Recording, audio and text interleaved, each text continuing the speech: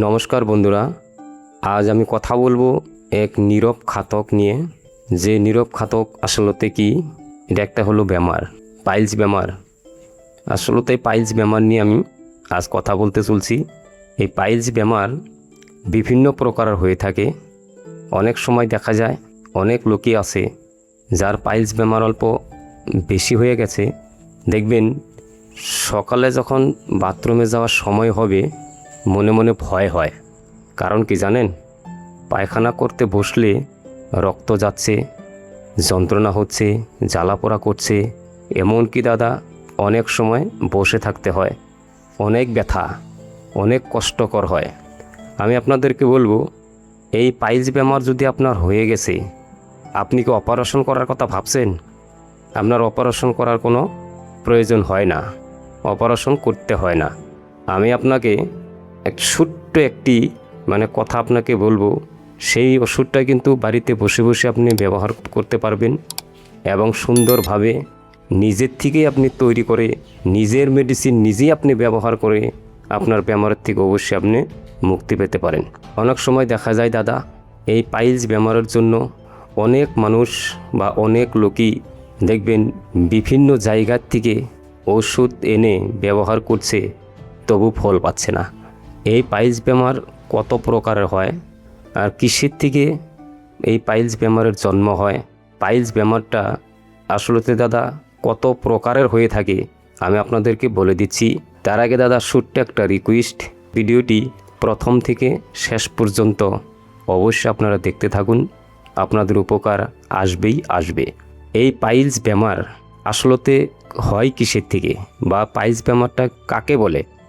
আমাদের মলদ্বারের ভিতরের বা বাইরের কতগুলা শিরা থাকে। এই শিরাগুলোর উপরে যখন অল্প বেশি করে প্রেসার পড়ে যায়, ওই শিরাগুলা লাহে লাহে ফুলে ওঠে। আর এই ফুলে ওঠা অংশকেই পাইলস বা হেমোরয়েডস বলে থাকে। এই পাইলস হেমোরয়েডস কিসের জন্য হয়? এক নম্বর দেখবেন অনেক লোকই পায়খানায় গেলে পায়খানায় অনেক সময় বসে থাকতে হয়। কারণ কি জানেন? পায়খানা অনেক শক্ত হয়, ইয়াকে ইংরাজি ভাষায় কনস্টিপেশন বলে। এই কনস্টিপেশন বেমার আসলতে বিশেষ দেখা যাচ্ছে 30 বছরের ঊর্ধ্বের লোকের হয়ে থাকে। 50 থেকে আরম্ভ করেও হয়, 50, 60, 70 বছর এরকম লোকের কিন্তু এই কনস্টিপেশন বেমার বেশি হয়। আর এই কনস্টিপেশন বেমারের জন্যই কিন্তু পাইলস বেমারটা আপনার সাধারণত হয়ে থাকে। 2 নম্বর কারণটা কি হলো জানেন? অনেক মানুষ দেখা যায় পায়খানায় বসছে, পায়খানা করতে গেছে, অনেক সময় মোবাইল লাড়াচাড়া করে থাকে, মোবাইল টিপাটিপি করে থাকে, পায়খানা হয়ে গেছে তবু বসে আছে। তার পায়খানায় যাওয়ার পরে মিনিমাম 1-1.5 ঘন্টা 2 ঘন্টা অবধি পায়খানায় বসে থাকা লোকেরও কিন্তু এই বেমার হয়। আর একটা কারণে হয়, সেটা হলো আপনার পেটে যদি ছোটো ছোটো কৃমি হয়। দেখবেন পেটের ছোটো কৃমিগুলা আসলতে মলদ্বারের সামনে এসে অনেক যন্ত্রণা দিয়ে থাকে। ওই যন্ত্রণা সহ্য করতে না পারে অনেক লোকে হাতের যে আঙুলি আছে, আঙুলিগুলো ভালো করে কি করে আসলতে ধোয়ার পরে ব্যবহার করতে হয়, কিন্তু ধোয়া টোয়া ওগুলা কোনো কিছু করছে না। তাই এই আঙুল দিয়ে পায়ে মলদ্বারের ভিতরে ঢুকিয়ে ওই কৃমিগুলো মারার জন্য চেষ্টা করে থাকে। ওখান থেকে কিন্তু পাইলস বেমারের জন্ম হয়। তারপরে আপনার বর্তমান যুগের যেগুলা খাওয়া, এগুলা খাওয়ার থেকেও হতে পারে বা খাওয়ার থেকেও হয়। আপনার এই পাইলস বেমার কত প্রকার হয়ে থাকে। পাইলস প্রকার সাধারণত দেখবেন এমন এমন লোক আছে মলদ্বারের ভিতরের অংশটার মধ্যে কি হয়, ওখানে ফুলে যাওয়া অংশয় পায়খানা করার টাইমে যখন চাপ পড়ে যায়, ওই জায়গাটুকু কি হয় আপনার ফেটে যায়। ওখান থেকে রক্ত পড়া শুরু হয়। কিন্তু যদি ভিতরের অংশ যখন ফেটে যায়, ভিতরের অংশ ফেটে যাওয়ার পরে ওখানে কিন্তু যন্ত্রণা হয়, অল্প অল্প ব্যথাও হয়। কিন্তু বাইরের শিরাগুলো যখন ফেটে যায়, ওখানে ঘাওয়ের সৃষ্টি হয়, ইনফেকশন হয়, জ্বালাপোড়া, যন্ত্রণা, ব্যথা, অনেক কিছু হতে পারে। এমন এমন লোক আছে দেখা যাচ্ছে ওই বাইরের অংশ ফেটে যাওয়ার ফলে লোকটা ভালো করে বসেও থাকতে পারছে না, মানে সব সময় জ্বালা পোড়াটা অনেক বেশি হয়ে যায়। আবার দেখবেন এরকম লোকও আছে, মলদ্বারের ভিতরের অংশে দেখবেন ছোটো ছোটো গুটি হয় প্রথম অবস্থায়, ওই গুটিগুলো লাহে ধীরে ধীরে বড় হয়ে যায়। অনেক লোক দেখা যায় এই বাইরের সাইডেও কিন্তু আপনার গুটি হয়, ওই গুটিটা লাহে আপনার বড় হয়। একটা গুটি হয় এমন কোনো কথা নেই, ওখানে একটার থেকে 2, 3, 4টা, 5টা এরকমভাবে অনেকেরই কিন্তু গুটিগুলা বেড়েই যাচ্ছে। কিন্তু এই গুটি মানে লাহে যে বড় হয়ে যাচ্ছে, এটা কিন্তু থামাতে হবে। গুটিগুলা যদি অল্প বেশি বড় হয়ে যায়, দেখবেন আপনি বুঝতে পারবেন না, সব সময় মানে এনি টাইম আমার একটু ব্যথা অনুভব হতেই থাকবে। আর এই বেমার আরেকটা কারণে হয়ে যায়, যেটা হলো আপনার আমরা বলে থাকি বংশগত বেমার। ধরুন আমার বাবার, আমার মার এই বেমারটা আছে, দুইজনের একজনের যে কোনো একজনের হতে পারে। তাহলে দেখবেন বাবার যদি থাকে, ছেলে বা মেয়েরও বেমারটা হতে পারে। এরকম মানে বংশগত হিসাবেও বেমারটা কিন্তু আপনার অনেক লোকেরই হয়ে থাকে। কিন্তু আমি যে কথাটা আপনাকে বলছি বা ঔষধের কথা বলবো, সেটা কিন্তু কোনো টাকা পয়সা দিয়ে কিনতে হয় না। সামান্য অল্প কষ্টর বিনিময়ে আপনার এই বেমারের থেকে সম্পূর্ণই আপনি নিরাপদে থাকতে পারবেন। যদিও বেমারটা খুব জটিল, অনেক দিন হয়ে গেছে, বহুত কষ্ট পাচ্ছেন, তবু দেখবেন মাত্র 2 দিন ব্যবহার করবেন, আপনার জ্বালা পোড়া, রক্ত পড়া এবং আপনার যন্ত্রণার থেকে একদম আপনি উপশম পাবেন। কিন্তু একটা কথা কি ভিউয়ার্স, আমি আপনাদেরকে বারবার বলছি, 1 দিন 2 দিন ব্যবহার করবেন, আপনার ব্যথা থাকবে না, রক্ত পড়া বন্ধ হবে, কোনো যন্ত্রণা হবে না, কোনো জ্বালা পোড়া করবে না, কোনো অসুবিধা পাবেন না। তবু হ্যাঁ, এই 2 দিন 3 দিন ব্যবহার করলেই যে আপনার বেমারটা ভালো হয়ে যাবে সেটা কোনো কথা নয়। আপনার এই বেমারটা কমপ্লিট ভালো হতে যদি আপনি চান, বেমারের থেকে যদি মুক্তি পেতে চান, আপনি অবশ্যই ওষুধগুলা অল্প বেশি দিন ব্যবহার করতে হবে। ব্যবহার করলে কি হবে, এই ভিতরের থেকে যেগুলা মানে শিরা ফেটে গেছে ওগুলা একদম শুকাবে, আর ফুলে গেছে ওই ফুলে যাওয়াও কিন্তু আপনার থাকবে না। যদি গুটি হয়ে গেছে ওই গুটিগুলোও কিন্তু আপনার থাকবে না। লাহে দেখবেন একদম আগের মতো আপনার হয়ে যাচ্ছে।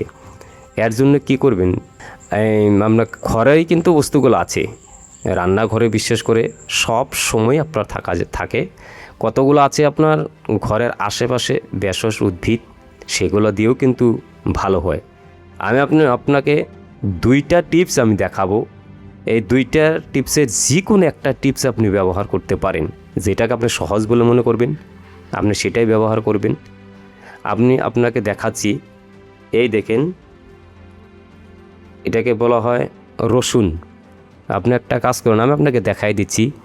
এই রসুনটা কি করবেন, এইভাবে আপনি বস্তুটা ভালো করে উপরের থেকে এই খোসাগুলো আপনি ফেলে নিন। বাস, এভাবে আপনি কি করবেন, 1টা 2টা 3টা 4টা 5টা, এই 5টি রসুনের এরকম একটা পার্ট, একটা অংশ আমরা রসুনের কোয়া বলে থাকি। আপনাদের ভাষায় আপনারা হয়তো কি বলেন আমি জানি না, অবশ্যই অল্প কমেন্ট বক্সে জানিয়ে দিবেন।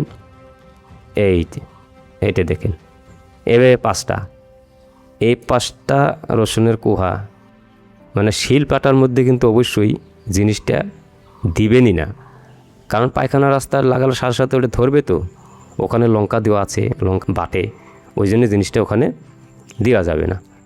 এটা অন্য একটা জিনিস নেবেন, কি আপনি পানি খাওয়া, জল খাওয়া গ্লাস নিতে পারেন, আর একটা বাটি নিয়ে এর বেলে রেখে ভালো করে প্রেসার দিয়ে জিনিসটা অল্প থ্যাতো করে নেবেন। তারপরে আপনার এখানে লাগবে খাওয়া তেল, আমরা বলে থাকি সর্ষের তেল। এই 5টা রসুনের কোয়ার সাথে আপনি মোটামুটি 50 গ্রাম না হইলে 30 গ্রামের মতো মানে তেল নেবেন। ওই তেলটা একত্রিত করে ভালো করে মিশানোর পর একটা বাটি যে কোনো একটা পাত্রের মধ্যে জিনিসটা দিয়ে তলে আপনি আগুন দিয়ে জাল করুন।